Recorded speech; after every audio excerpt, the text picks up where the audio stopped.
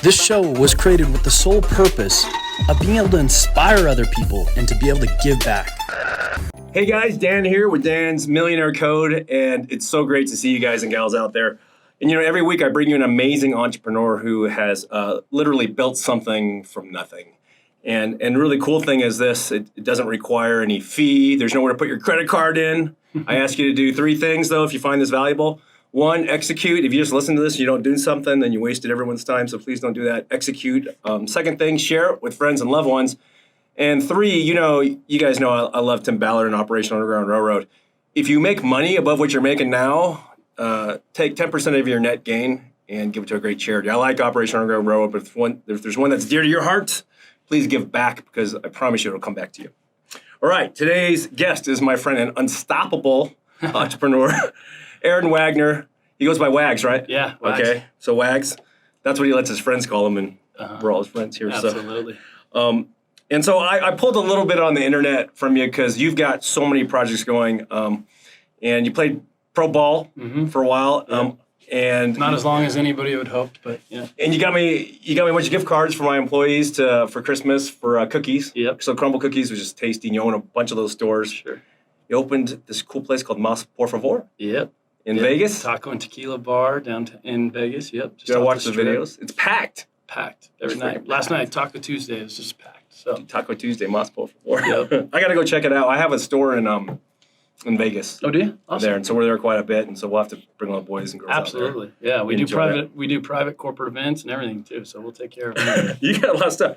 Okay, so we met through some common friends. I can't remember which one, but like Jimmy Rex, Sean Whalen, Jason Harwood, all those freaking maniacs. Yeah, those are all like some of my very, very closest, dearest friends. So good dudes, and you guys and girls have seen kind of their stories. They've been on the show? Yeah. Oh, awesome. Harwood was here, drove his Lambo in the snow and drop out. I love it. That guy parks on the banks in his Huracan, like where it's like Jeep reserved, and he's got it on an angle, and it's like I love everything about that guy because he's so authentic, and he's like, hey, this is what supercars were made for, to be driven, and he drives them. He doesn't just park them and make them look pretty. He called me when he started cranking in some good cash flow. Yeah. A couple years, a year and a half, 2 years ago. Yeah. He's like, what should I put it in? And I'm like, well, let me share with you what I do with real estate and stocks and equities and all these different things. And I'm like, but here's the most important thing. Like, take what you make and take a big slice of that, of your net income, and reinvest it into what you're doing. Like, don't just go blow that. And he was like, can I buy Lambos? Like 10% of your net do stupid things. Yeah. Okay. And it's funny because I started seeing all these new Lambos and Porsches and Hummers and all these things. And his wife got a Porsche. I'm like, what'd you do? He goes, I thought you said invest 90% into cool shit and 10% back. I'm like, go buy some buildings. Yeah. So he goes, okay. I better go make some more. He's a good dude. He's really awesome. Yeah, he's a really good dude. So tell us kind of how you got to where you are now, man. Like football, cookies, buildings. Yeah, I mean, so a little background. I grew up in Canada. Grew up in a really awesome family. We didn't have a lot. My parents were serial entrepreneurs.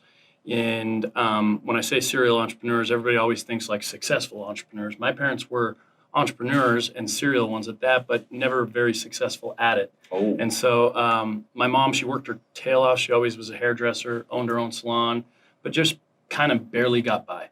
My dad, he was the think tank, so like bright ideas guy, always had fantastic ideas.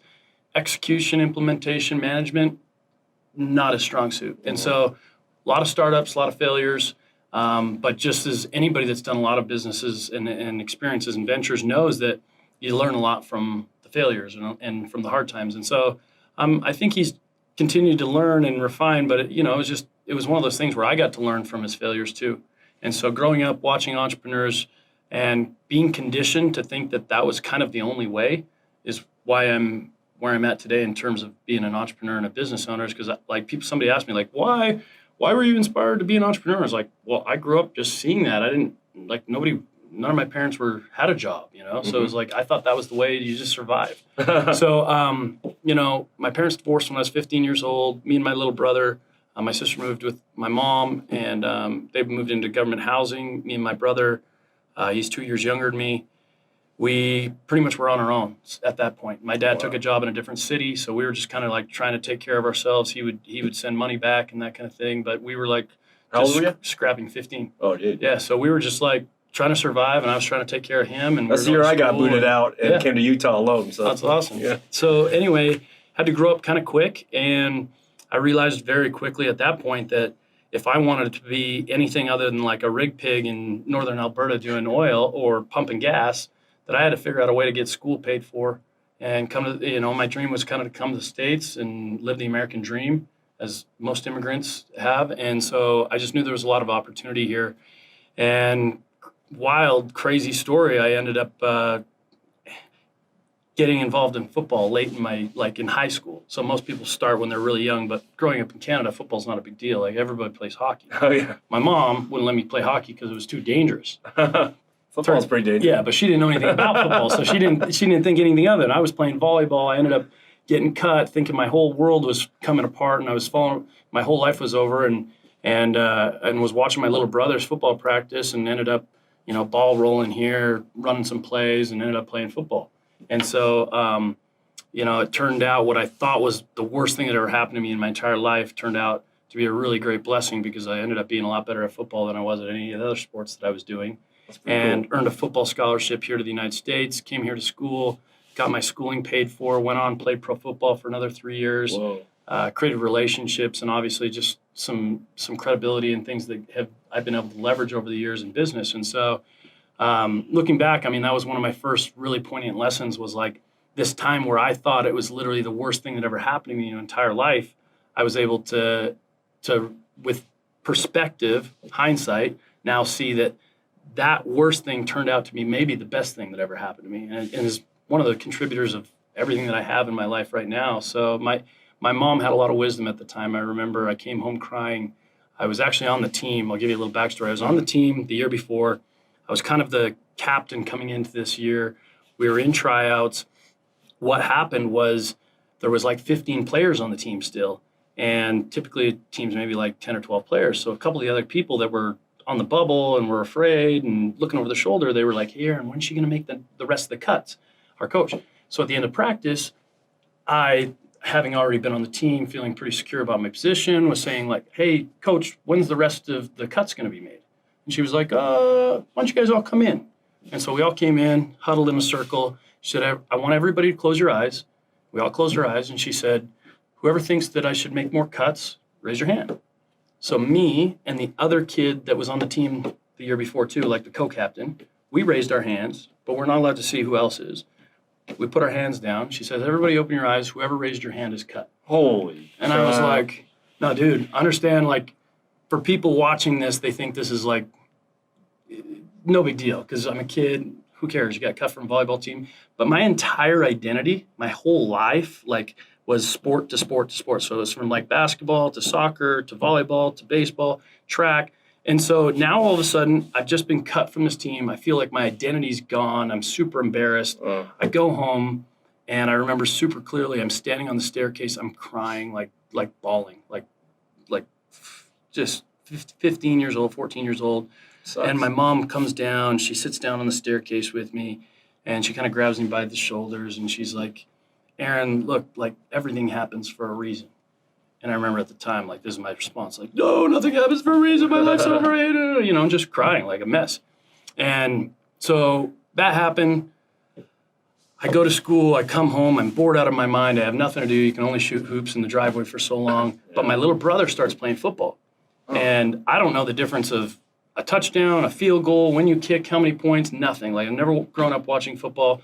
But I start out of boredom just going to his practices on the sidelines, sitting on the bleachers, just watching. And like I said, the ball comes rolling over. I throw it back. Coach is like, "Hey, you want to run some routes?" "Yeah, sure." And I'm fast. I run track, whatever, athletics. So I start running some routes. He's like, "Dude, you're good at this. You should play." And I'm like, "Well, shit, I got nothing to do. Like, let's do it." So I start playing. And turns out I'm better at football than anything else that I spend any time on. And so I had the opportunity, obviously, through a lot of other hard work and some other really cool stories, to be recruited, first person in my entire province, which is the equivalent of a state in Canada, to be able to come to a Pac-10 school on a full football scholarship. Whoa. And so signed with Washington State, came down, had my school paid for, went on to play pro football, and that kind of culminates the whole, looking back to my mom at that point, of her saying that everything happens for a reason, and knowing at that point that everything does happen for a reason. And it's really about attitude, and it's really about perspective. And so now when the hard stuff happens to me, because I have so much confidence from that lesson as a young kid that's changed my entire world, my entire future, when that hard or the difficult or the struggle comes to me, I just lean right in, because I know that with the right attitude, this is going to be the best thing that ever happened to me. So that's why I'm here in the United States. And after I was done playing football, I built this really cool network of guys that were making a ton of money. And they wanted football dudes? Yeah, football guys. Like all my current, all my former teammates are getting paid. They're, some of these guys are collecting $1 million checks every week, and they didn't know what to do with their money. They're blowing it on girls and cars and clubs and entourages and family members and bad investments. And I was doing real estate because I started doing that while I was in college, just buying houses and flipping it and whatever.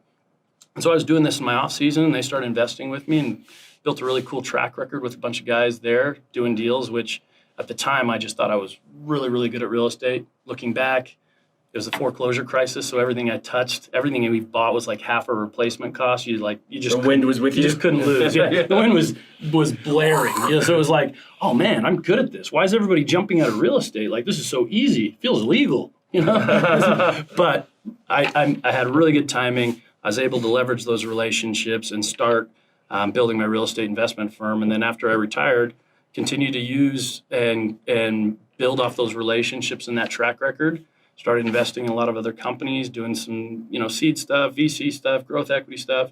And I just found that I had a real passion for just doing deals and working with really cool people.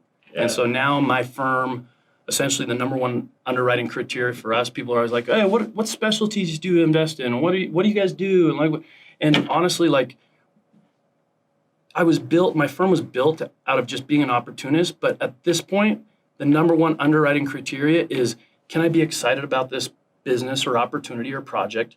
And two, the people involved, can I be excited about working with them every day? Are these people that I'm gonna just like really enjoy being around? Or are they gonna be people that, like I've in the past, other opportunities, literally dreaded going into that meeting or having that call because it's just, and not that there was like, and the vampires, man, sucking life. Maybe, and it's not that it was even like really personal to them. You just jive with certain people, and energy is better with certain people, right? Yeah. So some of those people. So now it's like people come in, they pitch their businesses. I look at their deck, but mostly like I care about the people, and I use the same criteria for hiring my staff and my executive team and all those things. Like I want people that I enjoy being around, because my ultimate goal is to get to a point where, like right now, my wife, I'll get back to this, but my wife, she got a lady came over to the house the other day, and she said, hey, Candace, I look at Aaron's Instagram. It looks like he just plays a lot. Like, does he work much anymore, And she was just kind of like, yeah, he works all the time. He works like crazy because I'm gone a lot, right? And I said, honey, that makes me so happy that people on the outside, not in our circle, can't tell the difference between when I'm working and when I'm playing. They literally, they can't see the difference. Because that means I'm getting very close to my ultimate goal, which my ultimate goal is to get to a point where I can't tell the difference between when I'm working and when I'm playing. And so getting back to that underwriting and how I'm deciding who I hire, who I work with, what kind of deals I do, what kind of investors what kind of investors I take on, and what kind of entrepreneurs I invest in. What it comes down to is I envision myself at some point doing business and fun, and it's completely blended. Like I can't tell the difference between when I'm working and when I'm playing, because the people I'm working with are the exact same people that I would just choose to have a great time with. Yeah. That's the ultimate. That's cool. Yeah. That's I feel you on that one though, because like when I come in here, it's like I say, it's like Disneyland. Yeah. We're just trading stuff. Yeah. You guys are doing cool stuff. This is fun. Hey, this is working. People like it. Cool. And everyone seems like you don't have to track them around and track their hours super heavy and all this stuff. They just they're like, hey, we're just painting stuff and making stuff. Totally. It's cool. No, it's fun when you can get to a point where you enjoy what you're doing so much that you can't wait to get involved or to go meet with those people or to work with them or win together. Like that's the ultimate. I mean, I remember days early in my career when I was a solo, just had some staff, we'd sell a big deal, we'd make a ton of money, and I'm in my office, I'm looking around, I'm like high-fiving myself. It's only so fulfilling, right? Yeah. And so I've often told people, like, one of the only things better than making a bunch of money is making it with your friends, because then you can really enjoy it all together, and you can live the quality of life that you want to together. It brings to mind, though, I had a kind of interesting breakthrough, and a mentor told me, this older guy, Mike, one of my first mentors, right? And he said, hire people that you would work for. Yeah. And I'm like, what? Why would I want to hire someone smarter than me that could take over? And he's like, that's the idea. Yeah. And that's been kind of our focus the last decade and a half, is to really try to find people like that. And it doesn't require, it's almost like the Shark Tank, right? Or you're investing, and it's just you have some more resources that they can command. Totally. So they can make a faster return. 100%. And then you don't have to worry about job security, because as it scales, then they get auto raises. Absolutely. So it's like... Yeah, the ultimate place for every business owner, whether they want to admit it or not, is they want to get to a place where the business is successful and all the people in their team have come up with them. You've had this massive elevation with everybody, but it doesn't really require them anymore, because then you're the ultimate leader. Then you're the ultimate boss, right? Yeah. Because you've empowered people to be able to do it as good or better than you can do it. And that's where we all want to land with every business that we've invested in or that we're a part of. So let me ask you this, Yeah. and I struggle with this, so you can mentor me on this one. Is it better to hire like pro-level players, or is it better to build players from the ground up? Do you know what I'm saying? Yeah, Like, fantastic question, man. I actually go back and forth on that too. I mean, look, depending on the business, and I found that I've had success and failure in both sides of that, but certain businesses, I believe that if it's critical to have intuitive like learning or innovative thought processes, or you have to be kind of creative or cutting edge or whatever, I kind of feel like, yeah, there might be some people that have really won at those skills in the past, but they've also conditioned through experience, just as you have, that like your wins and your losses have jaded you in a little bit, like in certain things. There's these stories and these lessons and these experiences that you tell yourself and that you've programmed yourself. And so if you need that like outside the box, very, very like innovative thought process, I kind of think you need to raise those people. I think you need to go out and get youthful people and empower them enough that they feel like comfortable and safe to be able to bring that stuff out. Yeah. So depending on the business opportunity, however, like at the same time, if it's just pure execution and it's a very precise or specific skill set, and you know this guy's just a freaking ninja, badass, like he's going to win no matter what, plug him into any scenario, he kicks ass, then you got to go get that guy. Yeah. Because then what's the point? The amount of effort you have to, sure, you're going to pay that guy a lot more. Yeah. But what's your opportunity loss? What's your time worth in training or your team's training? And then at that point, you still don't know that you're going to land with that quality or that execution, right? So I feel like de-risking yourself, if you know very specifically what you need and you can find that person, then it's a plug and play and you should do it. But yeah, it's a balance. One thing I found is this, a lot of these superstars, right? Yeah. They have really weak quirks. Sure. Right? So they're really strong, like you said, whenever they have weak quirks.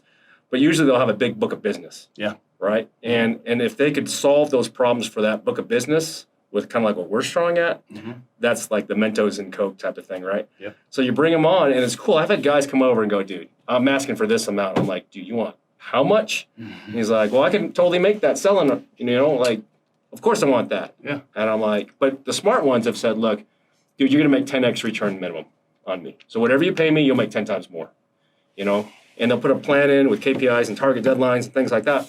So you bring them in there, and if they hit them on those deadlines, it's almost a guaranteed bet. Except, Absolutely. I mean, you could lose your little base salary thing or whatever. Sure. That's nothing compared to that big result. Yeah. And that's been like our technique to acquire companies and things like that. Finding people that, man, you could see their weakness, but they're just bleeding out. They got no armor right here, but they're so strong on the left arm or whatever, And that principle, I mean, it's brilliant in a sense. And I do it a little bit similar, like in some of my most recent executive hires. I've had people come in from other positions where they've said, hey, look, I make a lot of money here. I know coming into your organization that you're probably not going to be comfortable paying me X amount, but I'm willing to do it because I'm excited about your culture and your team and what you guys are doing, and I see like more runway or more opportunity, or I just think it'll be fun, whatever those cases may be. And I say, okay, but before you tell me, you can tell me what you made. It's irrelevant to me. But I always ask them, what do you want to be paid? Like, and I actually ask them in a 3-tier, like what do you need? Yeah, what do you need to cover your bases? Like, what could you survive on? Because people can't just take less than what their bills are and to feed their kids and pay their mortgage or whatever, right? So I ask them, what's that baseline? And then what would you be comfortable and willing to take with an upside? And then in an ideal scenario, what would that number be right now? Like, not La La Land, real number, like what would you be excited about? And that's a great one. And so they answer those, and they're 3 totally different numbers. And then I say, and here's the question, I say, look, I'm going to make your proposal, or I'm not, or whatever, or you can propose to me which one of those numbers you're willing to take, or anything in between. But keep in mind that when you do, if you reach for the sky, that's the accountability or the expectation that I have for you. Okay. Like right out the gates, right? So just like what you're saying is like, you want them to produce, and as long as they provide the value, no big deal. I do it the exact same way with them, where they're almost picking their pay rate. But if you're asking me for 150 grand, I hope every time that I okay payroll that I don't look at your name and say, I just don't know that he's worth 150 grand. I'm not. It's got to be a good deal. I'm not seeing it. It's got to be good for everybody. If the guy's making $1 million a year, but I look through that payroll and his name never stands out, or her name never stands out to me, of me having to question the value of what they bring versus what I pay them, then I don't care what the number is. That's just right. like you said, right? Yep. But don't give me a number that you're not confident that when I look through that I'm going to question, because then you're on the chopping block all the time. That's genius. And nobody wants that. And this applies to like somebody just getting started with one person, thinking about hiring their first employee or something. Same math, right? Absolutely, because that's freaking gold. You're going to ask that person, you're going to say, hey, look, I want you to set the expectation level, and you're going to set the expectation level based on what you're telling me you're worth right now. And that doesn't mean that can't change as you increase productivity, efficiency, efficacy, and create more value. Then I believe people should be paid in accordance to what that is. So here's a question. Do they usually come in high, medium, low? Do they come in at their burn rate, or do they come in at some what I've learned is the best people come in way lower than what their value is. Because guess what? They align with almost every successful person I know of under promise, over produce, right? Yeah. And so it puts an employee or a potential employee in that exact scenario where they want to set an expectation and then better it. And now I'm happy because, look, I don't care what kind of relationship you're talking about. If it's your child, if it's your spouse, partner, business partner, friend, satisfaction in this life, in any relationship or scenario is literally a product of one thing: expectations versus performance. That's it. That's the only thing that equates to somebody's satisfaction or happiness. I learned this lesson the hard way. When I was doing the real estate stuff, like full go, flipping all these houses, a couple hundred houses, I would have these investors and I'd say, okay, here's my pro forma. We're going to make X amount in 3 months. Your IRR is going to be X amount. Let's just say that number was 15%. Okay. And 15% based on what they currently had their money in, which was probably some coupon of like 6 or 8%, is just garbage, whatever, decent, solid return. But compared to what I could give them with secured real estate, it was a no-brainer. So they were ecstatic. Like 15%, that's awesome, dude. I'd be stoked if I got 10 or 12%. Like, that'd be great. Mm-hmm. Now, 30 days later, 60 days later, if I go over the mark of what I set as a timeline, or I sell the deal and it's a 13 or 14% return, and we're at the closing table, and they're like, oh, that was a good deal. Thanks, Aaron. That's awesome. Mm-hmm. But what I learned from that, I was like, dude, what do you mean? We did 15, 14%? Like, that's wicked. You should be stoked. I just paid you 14% on your principal in 30 days or 35 days. That's freaking great. That's amazing. 35 days? Yes, Crazy. amazing, right? So I'm thinking this guy's going to be doing cartwheels, and he's like, I'm going to scale and open up the checkbook and let's go, right? But I learned really quickly, like, I set the expectations wrong. Oh. That's why his satisfaction was a little bit dumbed down, because I told him, hey, no-brainer deal. This is a slam dunk at 15%. So my next deal, not him and a couple other people, I said, hey, I'm going to aim target for 12%. I think I'm landing at 10 or 12. Yeah. And then I come in at 13 instead of the 12. People are jumping for joy. They're doing cartwheels, You somersaults. gave him an extra cookie. Dude, you crushed it. Thank you, man. Open up the checkbook, right? So that's smart. at that moment, I learned that satisfaction is only the result of expectations versus performance. And it's the same thing with your wife. If you're married, if your kids, you tell your wife, hey, honey, she calls, hey, are you coming home because it's late night at the office?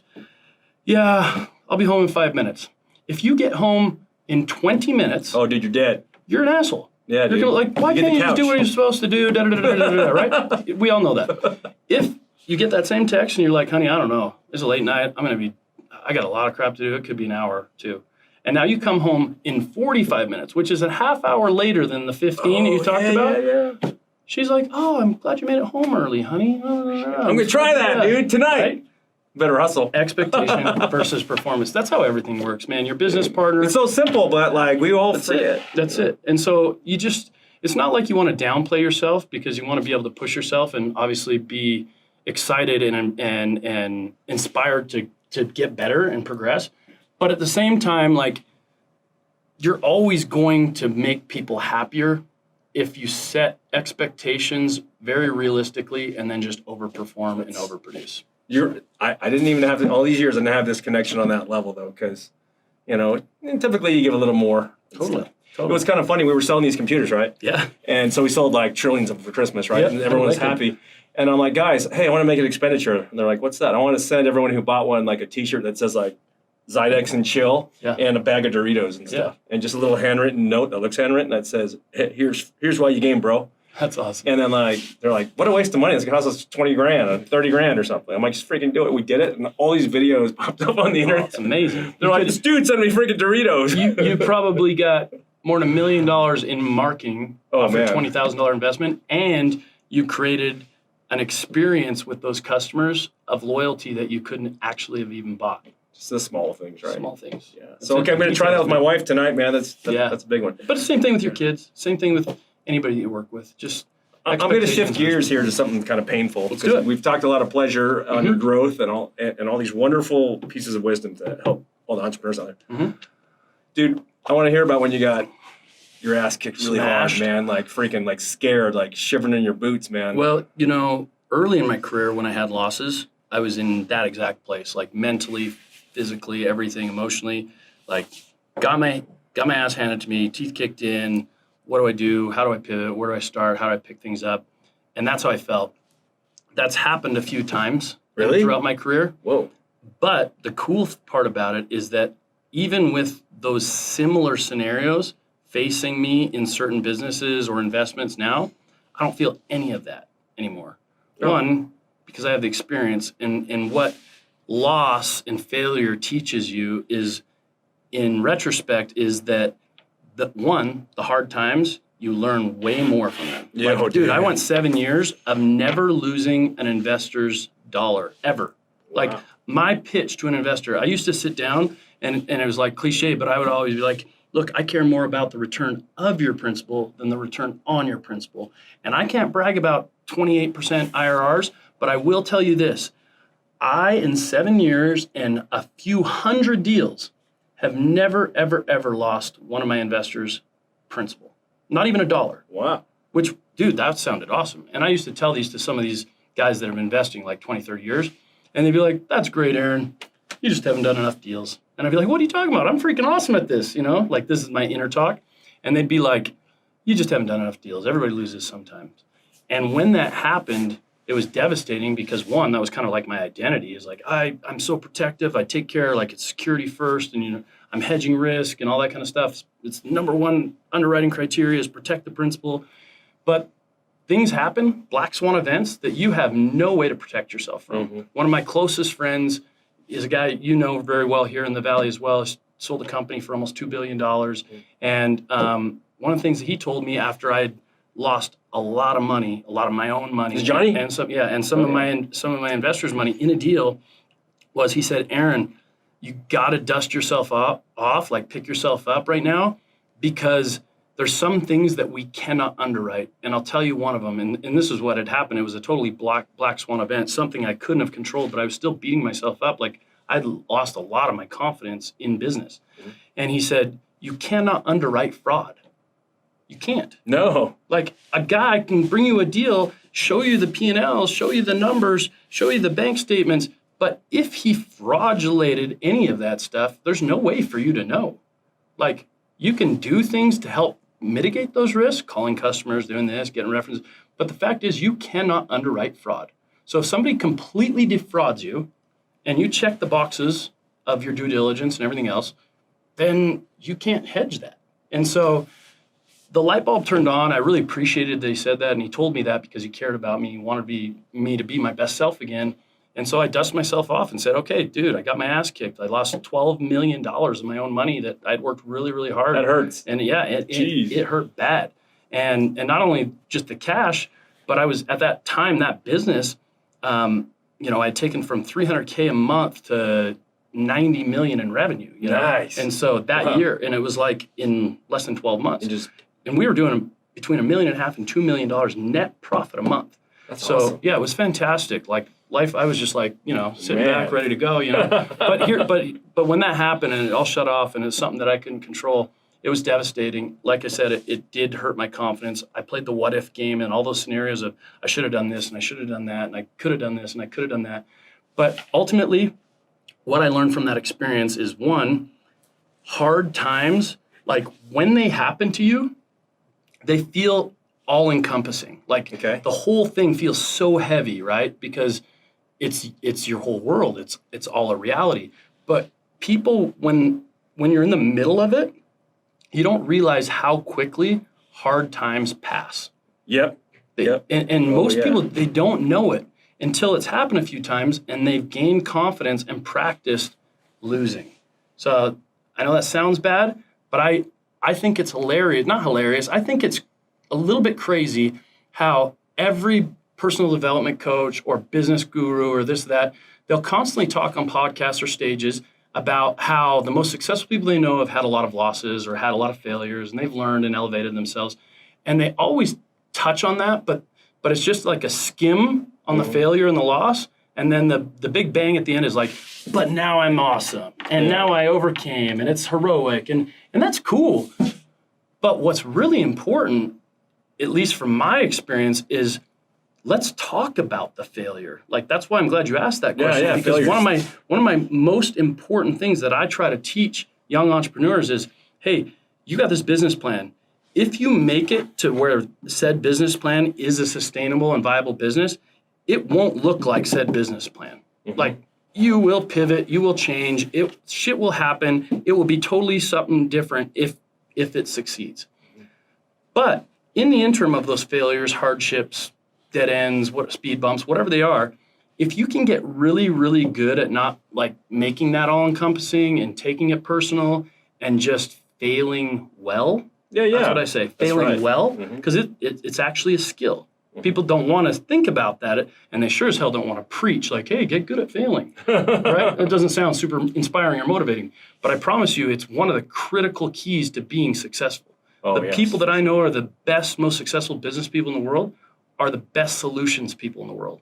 Everything's figure-outable to them. There's no like dead end. It's just, hey, where do we go from here? Okay, we need a helicopter. We need to go over this, So for me, I tell people, hey, when you face that hardship, when you get that hard time, you better really, really lean into it and learn to fail well. And failing well, for me, comes down to a couple things. Okay. One, you have to have a short fuse, a short memory, because yesterday is not today. That's right. And it sure as hell doesn't dictate tomorrow. Okay, right? Yep. So that happened. We deal with it. We move on. Mm-hmm. The other part is that during this failure, all of a sudden our mind wants to race to the very depths of the worst case scenarios. It's like when somebody tells you they heard something about you or this or your wife or whatever, hey, I have to talk to you about this. Your mind immediately goes to the very worst things, like, oh shit, are we going to talk about this? Right? Like, when you're a little kid, like, hey, dad wants to talk to me. Oh shit, did he find out about this? What? Like, that's what the human mind does naturally. Okay. And so when we have hardship and failure or stumbling, whatever it is, we immediately start playing these like La La Land, what if scenarios of everything that could go wrong. Right. So you have to have the self-mastery and discipline during that hardship to never let your mind do that. Okay, so never let your mind go into worst case scenario. Never let your mind go into worst case scenario. And then from there, the other thing is that you have to fail quickly. Because if, let's just say we looked at the top 100 successful entrepreneurs, and they had, let's just put it like, like when you look at like somebody's heartbeat or something like that, if we could draw the success and failure of like on a linear line, like and create a graph like that, all of them would have a lot of these, right? Oh, yeah. But here's the difference. The people that haven't succeeded yet or will never, most of their graph is going to be drawn out like this. And the people that found their wins and found like their place where they could really win and just are being successful, they don't have any less peaks and valleys. They probably have more because it's just like more efforts, more chance of winning, right? Mm-hmm. But their graph goes like this. It's really tight. It's really tight because they didn't draw out those failures. They didn't let that roll into next week and next month and whatever. Just, hey, look, no more good money after bad. No more good time after bad time. No more good thought and ambition after shitty. You don't do that to yourself.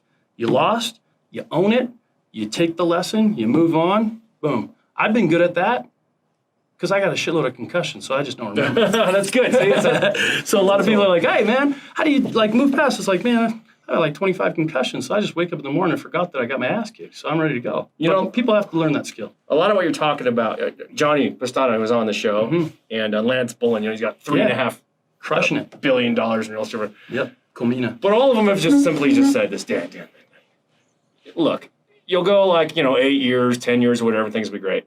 You'll have a year or two of crap, and then it'll take a little tiny bit of time, a year or so, to like kind of recover. Mm-hmm. And he's like, and that's the cycle, man. That's it. And so I'm getting kind of old, 48, right? So like, I've seen these cycles, but subconsciously it's been kind of nice. I wasn't really as conscious as you explain it now, but that's been always the advice of great mentors. And my role for great mentors is a couple of things, and this has helped me not get into as many bad deals. Sure. It's like great people leave good things in their wake. Totally. So, like, if the dude like got ripped off someone in 2008, and ripped off all his friends and screwed everybody, he's probably going to do it again because people don't really change all that much when it comes to that morale of course. Compass, Yeah. With that. So this is crazy, man. Yeah. No, it is amazing. Like, so you recovered quick from that? Yeah, bounced back really quickly. Reset? I had some really good stuff still going on at the time, but it's still, it's one of those things where like when it's right in your face, it just seems huge, right? It's like, go like this and see, it just takes up your whole vision. Right here, it's the same size, but there's all this stuff going on, right? So for me, at the time, it felt like it was all encompassing. It was taking so much of my emotion and my stress. And mostly, I'll say this, it wasn't just opportunity cost and money lost, but people have no idea how bad deals take away from momentum. Like business, it's one of those like intangibles that like until you're in business and you find success, you find like your flow or your groove, you don't understand how important momentum is. But some of the people that I respect the most have told me like, Aaron, when you feel momentum in your business, you step on the freaking gas, you throw freaking fuel on that fire, you double down because momentum's the hardest thing to achieve in a company, in a business. And so for me, I look back and it's like, sure, I lost some money. Sure, it was devastating or it was tough or this or that. But more than anything, it took away my momentum. And then I had to start pedaling from scratch again. Oh, yeah. And it takes some time. And so I love following like guys like Warren Buffett where he's like, look, one of the keys to being a really successful investor is just mitigating your losses. Mm-hmm. And it's not just the math of mitigating your losses. Like, okay, I lost 10% this year. Now for me, I can't just make 10% to get back because I replaced a 10% gain with a 10% loss.